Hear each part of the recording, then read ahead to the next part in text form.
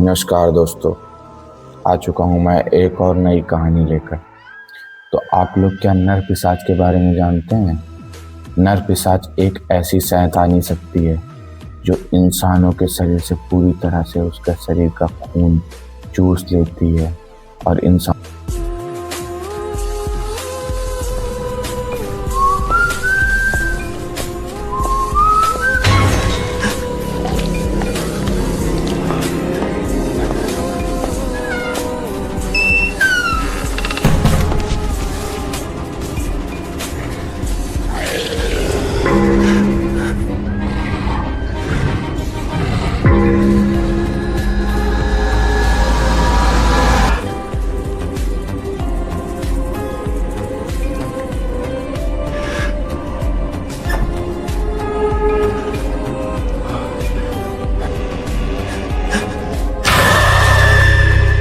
अधमरा कर देती है। बहुत सारे लोग बोलते हैं कि ये कॉन्सेप्ट भारत में नहीं है, कि भारत में वैम्पायर्स नहीं होते हैं,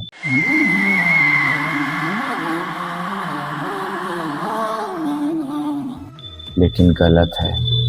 भारत में भी हैं, भारत के बाहर भी हैं। जो है भारत में ये कहानियाँ ज़्यादा प्रचलित नहीं हैं। भारत में जो है ये सारी कहानियाँ ब्रह्म राक्षस, शैतान, चुड़ैल, इनकी कहानियाँ ज़्यादा फेमस हैं। इंडिया के बाहर जो है, इंडिया के बाहर वैम्पायर्स की कहानी बहुत ज़्यादा प्रचलित है। तो ये वैम्पायर्स हर जगह होते हैं। लेकिन सच बताऊं, नर पिशाच के बारे में जिसने सुना है ना, वही जानता है कि वो कितना भयानक और खौफनाक है। नर पिशाच के बारे में हमारी कहानी में ही नहीं, बहुत लोग नर पिशाच के बारे में बताते हैं, और नर पिशाच ना अपने ग्रंथों में भी वर्णित किया गया है।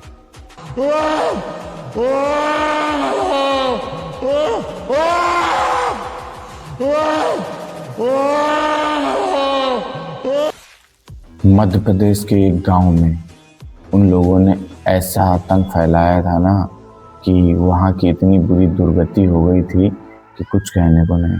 बस आप खाली वहाँ की कहानी सुनो।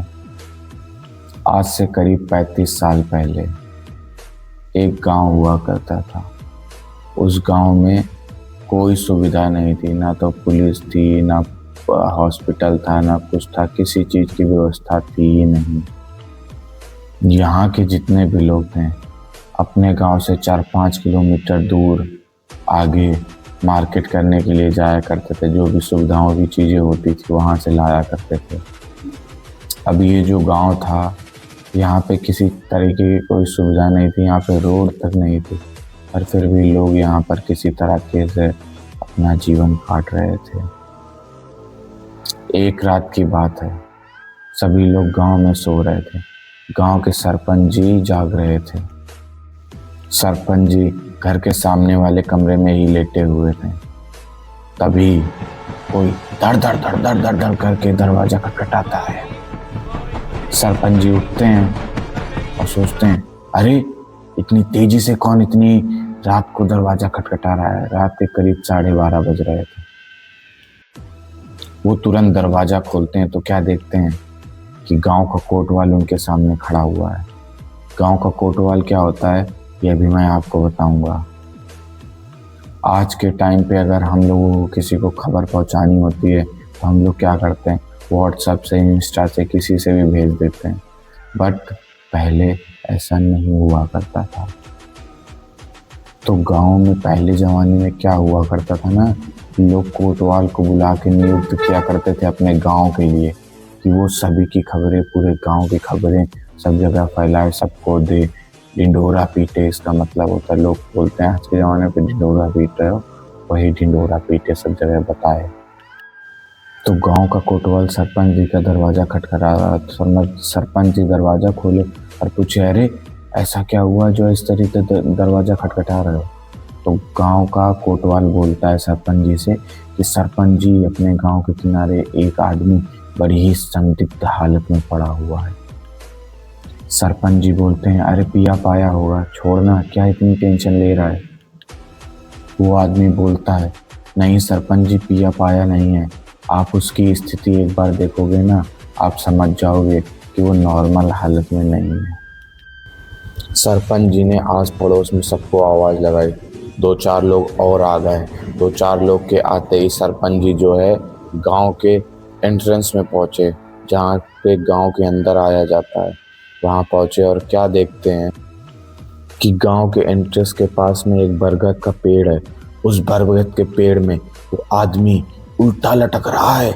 उल्टा लटकने के साथ साथ उसके गले में एक इतना सा कट है यहाँ पर, और उसका शरीर पूरा पीला पड़ा हुआ है। पीला पड़ा, उसकी आंखें फटकर बाहर आई हुई हैं। उसका शरीर की हालत देखकर ये नहीं लग रहा था कि उसको जंगली जानवर ने किसी ने हमला किया है उस पर। गांव के आसपास जंगली जानवर जरूर थे, पर वो जंगली जानवरों का हमला नहीं था। गले में एक हल्के से कट के अलावा कहीं कोई निशान नहीं था। सरपंच जी ने सारी परिस्थिति समझी और सरपंच जी बोले, जाओ बगल के गांव में जाओ, जाके पुलिस थाने में रिपोर्ट लिखवाओ। सरपंच जी के लोग भागते हुए गए और भागते हुए गए। आधे घंटे में पुलिस आई है। पुलिस ने आके उसको उतारा है, उस आदमी को पोस्टमार्टम के लिए पास के शहर में भेजा गया। और जब पोस्टमार्टम की रिपोर्ट आई तो सब हक्के बक्के रह गए। रिपोर्ट में डॉक्टर साहब ने ये बताया कि इस आदमी के ऊपर किसी भी प्रकार का कोई हमला हुआ ही नहीं था। इस आदमी को सिर्फ एक छोटी सी चोट लगी थी, वो भी गले के ऊपर। उसके अलावा कोई हमला नहीं हुआ था। उसी छोटी सी चोट की वजह से, उसी गले में जो कट था, उसी की वजह से इसके शरीर का खून का एक एक कतरा खत्म हो गया। इसके शरीर में खून ही नहीं बचा। ये सुनते ही पूरे गांव वाले टेंशन में आ गए।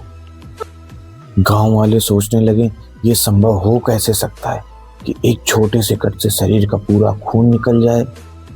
ये नहीं संभव हो सकता। ये आदमी उसी गांव का था। इस आदमी का नाम मोहन था। ये बहुत पीने पाने वाला आदमी था, इसलिए इसके मरने से गांव वालों को ज़्यादा कोई फर्क नहीं पड़ा। लेकिन फिर भी गांव में इतनी बड़ी घटना हुई है, इसलिए लोग जानने के लिए क्यूरियोसिटी के साथ घूम रहे हैं। अब गांव वालों को फर्क पड़े या ना पड़े, पर मोहन के घर वालों को तो फर्क पड़ेगा। मोहन के घर में उसकी एक बेटी थी, उसकी माँ थी और उसकी पत्नी थी। मोहन के घर पे बड़ा खतरनाक मातम का माहौल छा जाता है। अब उसकी 13वीं के दिन पे सभी लोग डिसाइड करते हैं कि सुबह उठ के सब लोग अपने अपने घर चले जाएंगे। सिर्फ मोहन की फैमिली ही बचती है। तभी रात में लगभग 3 बजे मोहन की बेटी चिल्लाते चिल्लाते उठती है। पापा पापा पापा चिल्लाती है। तभी जितने भी मेहमान आए हुए थे सब आ जाते हैं और बोलते हैं बच्ची से कि तेरे पापा इस दुनिया में नहीं है बेटा। बेटी बोलती है, पापा नहीं है, मुझे पता है, पापा खत्म हो गए थे, पर लेकिन पापा मुझे अभी दिखाई दिए थे।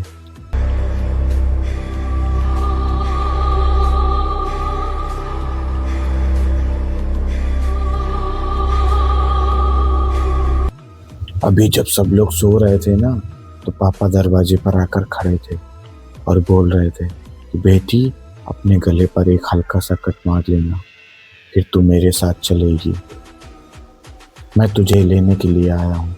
बेटी बोलती है, मम्मी मम्मी मेरे गले पे एक छोटा सा कट मार दो, फिर मैं पापा के साथ जा सकती हूँ। मुझे वैसे भी आप लोगों के साथ अच्छा नहीं लगता, मैं पापा के साथ जाऊंगी। ये सुनते ही उसकी मम्मी बहुत टेंशन में आ गई। अपनी बेटी को जैसे तैसे करके सुलाई है। सारे मेहमान भी सो गए, ये सोचकर कि चलो यार बच्ची है, पापा की याद आ रही होगी, इसलिए ऐसे ही कुछ भी बोल रही है। ये रात जैसे तैसे कटी। अगला दिन भी निकल गया जैसे तैसे करके। फिर रात का समय आया तो माँ ने बोला, बेटा तू अकेले नहीं सोएगी, तू मेरे साथ सोएगी। तुझे पापा सपने में आते हैं ना, तो तू मेरे साथ सोएगी। माँ के ऐसे हाथ पे यहाँ पर सोई हुई थी बेटी। सुबह लगभग 4-4:30 बजा हुआ था दिन का। तो माँ ने क्या देखा कि बेटी का पूरा शरीर ठंडा पड़ा हुआ है। माँ घबरा गई।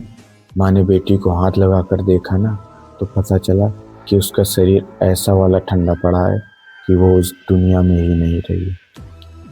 वो चिल्लाते चिल्लाते पूरे गांव को इकट्ठा कर लिए। अब गांव में एक वैद्य जी थे, वो भी आए। थोड़ी देर में सब इकट्ठा हो गए, सबको ये खबर पता चली, बगल वाले गांव में भी पता चली, वहां से भी लोग आए। बाजू वाले गांव के डॉक्टरों को जैसे ही पता चला, वो भी चेक करने के लिए तुरंत आए।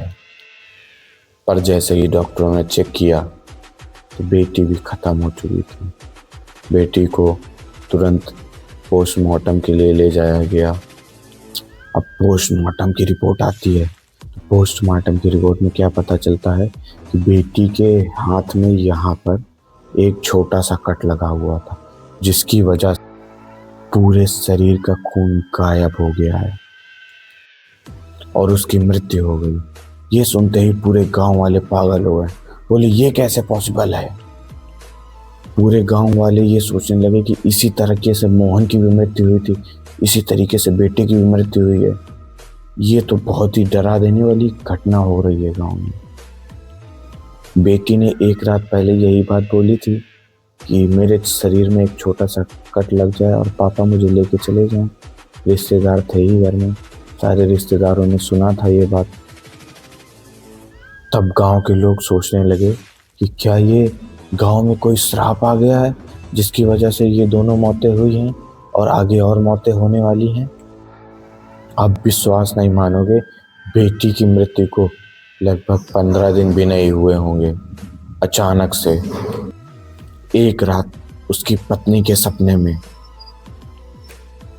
मोहन और उसकी बेटी आती है और उसके सपने में ये बोलती है कि तू भी अपने शरीर में एक कट लगा ले, हमें तेरे बिना अच्छा नहीं लगता, तुझे मेरे बिना अच्छा नहीं लगता, और चल हमारे साथ में। तभी पत्नी नींद से उठती है और चिल्लाते हुए पूरे गांव वालों को बता देती है। बिस्मिल्लाहिर्रहमानिर्रहीम।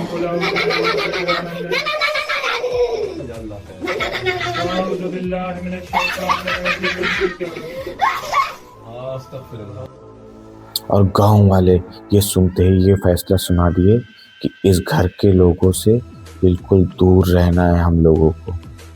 कोई भरोसा नहीं है कि मोहन की बीवी कब खत्म हो जाए और उसके घर का ये श्राप पूरे गांव में फैल जाए। कुछ नहीं मालूम, आप विश्वास नहीं मानोगे, मोहन प्रसाद की बीवी की भी मृत्यु आने वाले 3 दिनों के अंदर हो गई। बिल्कुल वैसे ही अब गांव के लोग इतना डर गए कि रात के समय घर से बाहर बिल्कुल निकलना बंद कर दिए। अब मोहन प्रसाद के घर के बाहर तो दिन में भी जाना में डर लगता था गांव के लोगों को। मोहन प्रसाद की माँ भी थी, जो कि मोहन प्रसाद की वाइफ की मृत्यु के बाद में गांव छोड़कर कहीं चली गई थी। कहाँ चली गई थी नहीं मालूम, और गांव वालों को कोई फर्क भी नहीं पड़ रहा था। इसी डर के साथ आने वाले 10-15 दिन और कटे, लेकिन 16वें दिन एक लड़का गांव का अपने घर पर अकेला था। 17-18 साल का होगा और वो बीड़ी पी रहा था। बीड़ी पीते पीते उसका हाथ जल गया। अब उसका हाथ जल गया तो उसने कहीं से सुना होगा कि जहाँ जल जाए तो वहाँ ऐसे करके, जैसे ऐसे नहीं काट के ऐसे उसको निकाल दो तो जो है वो जगह जो है सही हो जाती। तो उसने जो है चाकू उठाया और वो जो जला वाला पार्ट था वो ऐसे ऐसे चाकू से करके धीरे धीरे वहाँ से निकाल दिया कि अब मेरा घाव जल्दी सही हो जाएगा। अब वो जला वाला पार्ट कट में बदल गया। अब जब कट लगा तब उसको रियलाइज हुआ कि अरे बाप रे, मैंने कितनी बड़ी गलती कर दी। वो उठा है, सरपंच जी के घर भागा है और सरपंच जी से बताया, सरपंच जी मैंने अपने हाथ में कट मार लिया है और अभी मेरे को लग रहा है डर, वो जो श्राप वाला पिशाच जो राक्षस है वो अब मेरे को भी नहीं छोड़ेगा। सरपंच जी ने उसको बिल्कुल घर के अंदर घुसने नहीं दिया। सरपंच जी बोले, निकल तू, अभी तू क्या कर रहा है, मेरे घर को भी मनहूस बना रहा है, निकल यहाँ से। आप विश्वास नहीं मानोगे, उसी रात को उस लड़के की भी वैसे ही मृत्यु हो गई। आने वाले 1 महीने में इसी प्रकार से इस गांव में 6-7 लोगों की और मृत्यु हो गई।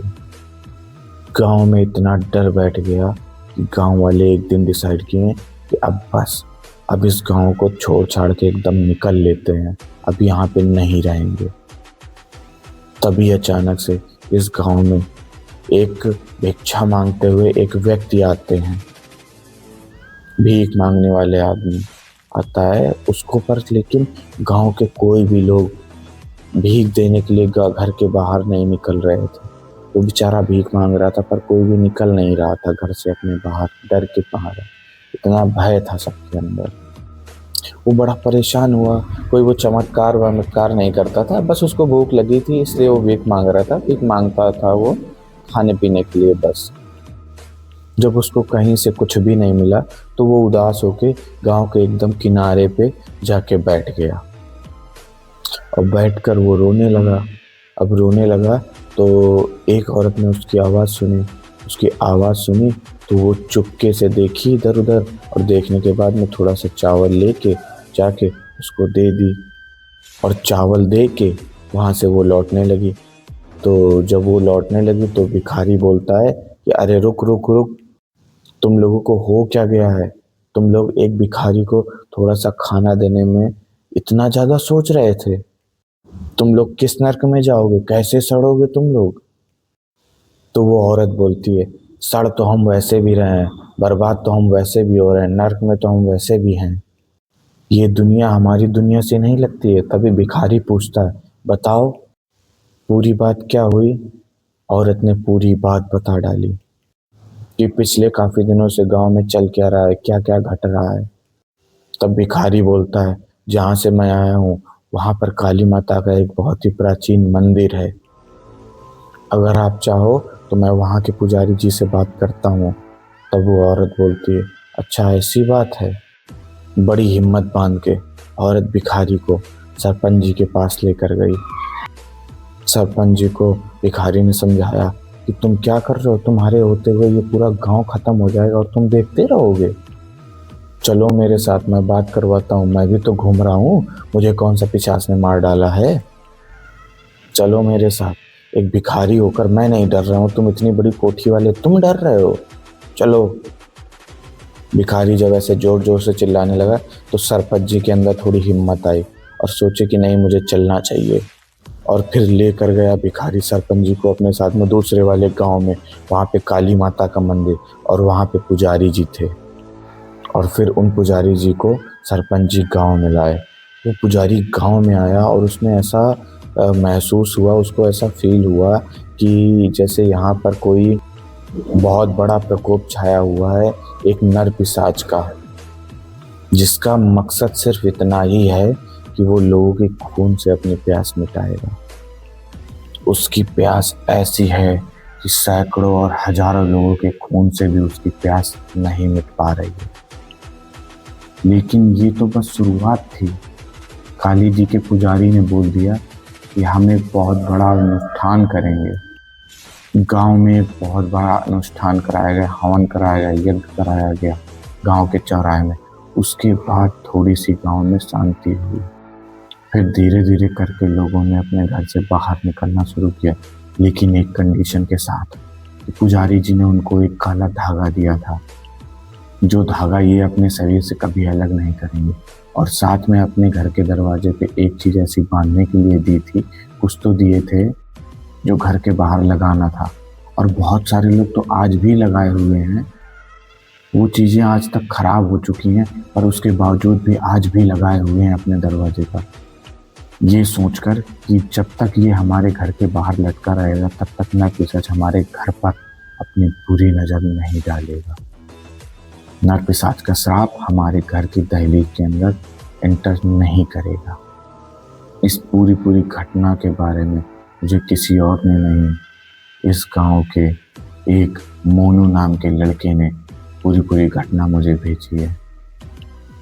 मुझे लगा कि ये थोड़ा सा डिफरेंट कहानी है, अलग कहानी। बहुत सारे लोगों को इंटरनेट पर तरह तरह के गांवों के बारे में पता है कि वहाँ पे ये इंसिडेंस हुआ था, वहाँ पे इस कहानी को किसी ने शायद ना सुना हो।